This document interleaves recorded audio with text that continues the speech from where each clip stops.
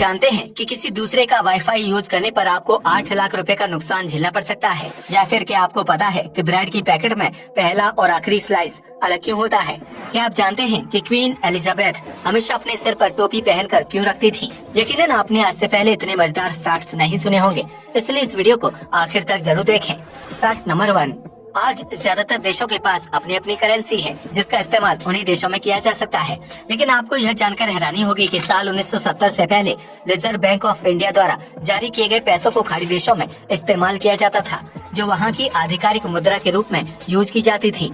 ऐसे में Qatar, UAE, Oman और सऊदी अरब जैसे देशों में रिजर्व बैंक ऑफ इंडिया द्वारा जारी की गई उस मुद्रा को खाड़ी रुपए के नाम से जाना जाता था। फैक्ट नंबर 2, आप में से बहुत से लोग खाना खाने के बाद टूथपिक का इस्तेमाल करते होंगे, जो दांतों में फंसी गंदगी और खाने के टुकड़ों को बाहर निकालने में मददगार होती है। इतना ही नहीं, टूथपिक की मदद से फ्रूट्स और चाट जैसी चीजें भी खाई जाती हैं, इसलिए उसको साफ सुथरा रखना बेहद जरूरी होता है। ऐसे में आपने टूथपिक के पिछले सिरे में एक डिजाइन बने हुए देखा होगा, जिसका मतलब आमतौर पर कई लोगों को पता नहीं होता है। दरअसल टूथपिक पर बना यह डिजाइन उसके अगले हिस्से को साफ रखने में मददगार होता है, जिसकी वजह से आपको उसे हर वक्त हाथ में पकड़े रहने की जरूरत नहीं होती है। टूथपिक के पिछले हिस्से को तोड़कर टेबल पर रख दिया जाता है, जिसके ऊपर आप उसके ऊपरी हिस्से को रख सकते हैं। ऐसा करने से टूथपिक को यूज करके टेबल पर आसानी से रखा जा सकता है, जिससे उसे गंदा होने से बचाया जा सकता है और उसे दोबारा भी इस्तेमाल किया जा सकता है। लेकिन आज भी बहुत से लोगों को टूथपिक के पिछले हिस्से में बने डिजाइन की असल वजह पता ही नहीं होती है। इसलिए इस फैक्ट को जानने के बाद आप टूथपिक का अच्छी तरह से यूज करना सीख गए होंगे। फैक्ट नंबर 3, अगर आपको लगता है कि चींटियां बहुत ही शांत और नुकसान न पहुंचाने वाला कीड़ा है, तो आप बिल्कुल गलत हैं, क्योंकि ब्राजील में चींटी की एक बहुत ही खतरनाक प्रजाति पाई जाती है, जिसे बुलेट एंट के नाम से जाना जाता है। इस चींटी के काटने पर बंदूक की गोली लगने जितना दर्द होता है, जिसकी वजह से इंसान को असहनीय तकलीफों से गुजरना पड़ता है। ऐसे में ज्यादातर लोग बुलेट एंट से दूरी बनाए रखने की कोशिश करते हैं। लेकिन ब्राजील के अमेज़न जंगल में एक ऐसी जनजाति निवास करती है जिसमें लड़के खुद को चींटियों से कटवाते हैं। दरअसल इस जनजाति के लड़के जब 12 साल के होते हैं तो उन्हें बुलेट एंट से भरे हुए दस्ताने हाथों में पहनाए जाते हैं, जिसकी वजह से लड़कों को बुलेट एंट बहुत ज्यादा काट देती हैं, जिससे उन्हें कई गुना दर्द सहन करना पड़ता है। इस दौरान अगर लड़का बुलेट एंट के काटने के दर्द को सहन कर पाता है तो उसे अच्छा मर्द समझा जाता है। वहीं अगर कोई लड़का इस दर्द को सहन किए बिना दस्ताने से हाथ बाहर निकाल लेता है तो उसे अच्छा मर्द नहीं माना जाता है। ऐसे में उस लड़के से कोई लड़की शादी करने को तैयार नहीं होती है, क्योंकि उनका मानना है कि जो लड़का दर्द सहन नहीं कर सकता है वो अपनी शादीशुदा जिंदगी में खुश नहीं रह सकता है। यही वजह है कि ब्राजील की इस जनजाति समूह के लड़कों को 12 साल की उम्र से ही खुद को बुलेट एंट से कटवाने के लिए तैयार होना पड़ता है, जबकि उससे छोटी उम्र के बच्चे जंगलों से बुलेट एंट को पकड़कर जमा करने का खतरनाक काम करते हैं। इस दौरान उनकी जान खतरे में रहती है, लेकिन उन्हें समूह की प्रथा का पालन करना पड़ता है।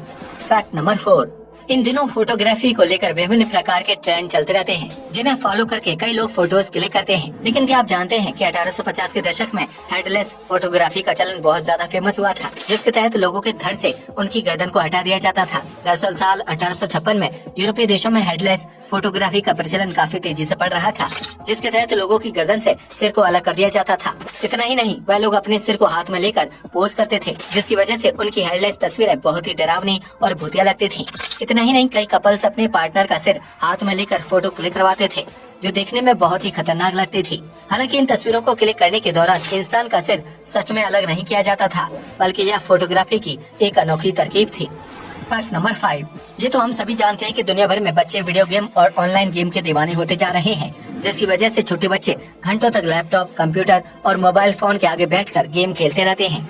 बच्चों को इसी ऑनलाइन गेमिंग की लत से बचाने के लिए चीन में एक सख्त नियम बनाया गया है, जिसके तहत 18 साल से छोटी उम्र के बच्चों को शुक्रवार, शनिवार और रविवार को पूरे दिन में सिर्फ 1 घंटा ऑनलाइन वीडियो गेम खेलने की इजाजत है। इस नियम के तहत चीनी सरकार स्कूली बच्चों को शारीरिक एक्टिविटी और गेम्स खेलने के लिए प्रोत्साहित करना चाहती है, ताकि वह हेल्दी रह सके और उनका दिमाग भी अच्छी तरह से काम कर सके। यही वजह है कि चीन के बच्चे सिर्फ वीकेंड पर ही ऑनलाइन गेम खेलते हैं, जबकि बाकी पूरे हफ्ते उनका पूरा ध्यान पढ़ाई और प्लेग्राउंड पर खेले जाने वाले गेम्स पर होता है। आपको क्या लगता है कि चीन का यह कानून दुनिया के अन्य देशों में भी लागू होना चाहिए या नहीं, जिससे बच्चों को ऑनलाइन गेम की बुरी लत से बचाया जा सकता है? फैक्ट नंबर 6, ये तो हम सभी जानते हैं कि भारत के अस्पतालों में बहुत ज्यादा भीड़ होती है, जिससे निपटने के लिए स्वास्थ्य केंद्रों के पास कोई तरीका नहीं है। ऐसे में ना तो हॉस्पिटल स्टाफ को काम करने में सहूलियत हो पाती है और न ही मरीज सही से आराम कर पाते हैं, जिसकी वजह से गुजरात के अहमदाबाद में कुछ अस्पतालों में अलग तरीका निकाला गया है। इन अस्पतालों में विजिटर से 50 रुपए चार्ज लेना शुरू कर दिया गया है। जो मरीज के बिल से कटते रहते हैं। ऐसे में अगर अस्पताल में मरीज से मिलने के लिए ज्यादा विजिटर्स आते हैं तो उन्हें हर विजिट पर 50 रुपए खर्च करने पड़ते हैं। ऐसे में हॉस्पिटल में पूरा दिन गुजार देने वाले लोगों ने वहां आना कम कर दिया, जिसकी वजह से अस्पताल में लगने वाली भीड़ में बहुत ज्यादा कमी आ गई है। इस तरीके से अस्पताल में मरीजों को आराम करने के लिए ज्यादा समय मिल जाता है, जबकि हॉस्पिटल स्टाफ भी सहूलियत के साथ काम कर सकते हैं। ऐसे में इस तरीके को आजमा कर भारत के सरकारी अस्पतालों से भीड़ को कम किया जा सकता है, जिससे मरीजों का इलाज भी जल्दी होगा और हॉस्पिटल का माहौल भी ठीक रहेगा। फैक्ट नंबर 7, आज के आधुनिक युग में ऑनलाइन शॉपिंग का ट्रेंड काफी ज्यादा बढ़ गया है, जिसकी वजह से लोग अमेज़न से घर बैठे खरीदारी करना पसंद करते हैं। लेकिन क्या आप जानते हैं कि इस ई कॉमर्स वेबसाइट से आप घर बैठे 70,000 रूपए तक कमा सकते हैं, और वो भी किसी प्रोडक्ट को रिटर्न करके। दरअसल अमेज़न ने अपने ग्राहकों की सुविधा के लिए एक खास स्कीम लॉन्च की है, जिसके तहत अगर आप कोई प्रोडक्ट घर मंगवाते हैं और वह टूटा या डैमेज आता है तो आप उसे रिटर्न में डाल सकते हैं। ऐसे में अगर कंपनी की तरफ से डिलीवरी बॉय सामान को रिटर्न लेने में देरी करता है तो आप अमेज़न में खराब सर्विस होने की शिकायत दर्ज करवा सकते हैं। ऐसे में अमेज़न आपकी शिकायत पर कार्रवाई करेगा और फिर आपका समय वेस्ट करने की भरपाई करेगा, जिसके तहत आपको 70,000 रूपए जुर्माने के तौर पर दिए जाएंगे। ये रिटर्न पॉलिसी हर एक प्रोडक्ट पर काम करती है, इसलिए अगर आप छोटे से छोटा सामान भी खरीदते हैं और उसे खराबी की वजह से रिटर्न करना पड़ता है, लेकिन सामान को रिटर्न करने में कंपनी की तरफ से देरी हो रही है, तो आप अमेज़न से अपना टाइम वेस्ट करने के बदले 70,000 रूपए जुर्माने के तौर पर वसूल कर सकते हैं। फैक्ट नंबर 8, हर किसी के घर में ब्रेड का सेवन कभी न कभी जरूर किया जाता है, जो नाश्ते का एक अच्छा विकल्प है। लेकिन क्या आपने कभी ब्रेड के पैकेट को सही से देखा है, जिसमें पहले और आखिरी का स्लाइस थोड़ा सा अलग और अजीब होता है?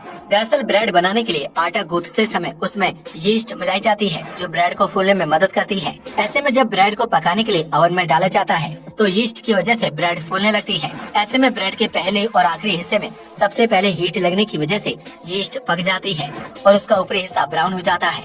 इसके बाद जब ब्रेड की कटिंग की जाती है तो उसके पहले और आखिरी स्लाइस को अलग नहीं किया जाता है, क्योंकि यह दोनों स्लाइस ब्रेड को लंबे समय तक फ्रेश रखने और उसे एक जगह से दूसरी जगह तक सुरक्षित पहुंचाने में मददगार साबित होते हैं। इसके अलावा अगर कंपनी हर ब्रेड को बनाने के बाद उसके पहले और आखिरी स्लाइस को कट करके अलग करने लगेगी तो उसमें समय और ब्रेड मेकिंग कॉस्ट में इजाफा हो जाएगा। यही वजह है कि ब्रेड की पैकेट में पहला और आखिरी स्लाइस अलग होता है, जिसका सेवन करने से सेहत को कोई नुकसान नहीं पहुँचता है।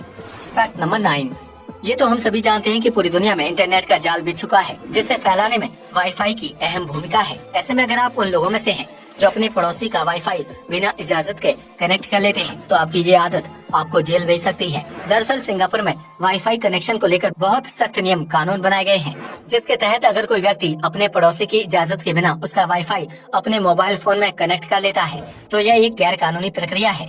ऐसे में अगर वह पड़ोसी इस हरकत के लिए पुलिस में शिकायत दर्ज करता है तो फ्री वाईफाई कनेक्ट करने वाले व्यक्ति को 3 साल की जेल की सजा हो सकती है, और इतना ही नहीं, उस व्यक्ति को 8 लाख रुपए जुर्माना भी भरना पड़ता है। यही वजह है कि सिंगापुर में कोई भी व्यक्ति फ्री वाईफाई इस्तेमाल करने से परहेज करता है, क्योंकि उनकी एक छोटी सी गलती से लाखों रुपए का नुकसान हो सकता है। हालांकि भारत में पड़ोसी के वाईफाई को कनेक्ट करने को लेकर कोई खास नियम कानून नहीं है, इसलिए आप अपने देश में रहते हुए फ्री वाईफाई का लुत्फ उठा सकते हैं। फैक्ट नंबर 10, ब्रिटेन की महारानी एलिजाबेथ अपने शाही लुक के लिए दुनिया भर में जानी जाती थी, जो अपनी हर ड्रेस के साथ एक मैचिंग टोपी पहनती थी।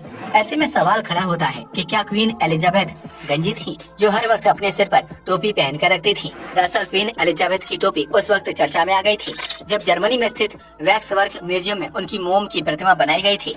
उस स्टैच्यू में क्वीन के सिर पर भी एक टोपी मौजूद है और उसके आसपास बाल है, लेकिन जैसे ही उस टोपी को उठाया जाता है तो महारानी के सिर पर बाल नहीं होते हैं और गंजी दिखाई देती हैं।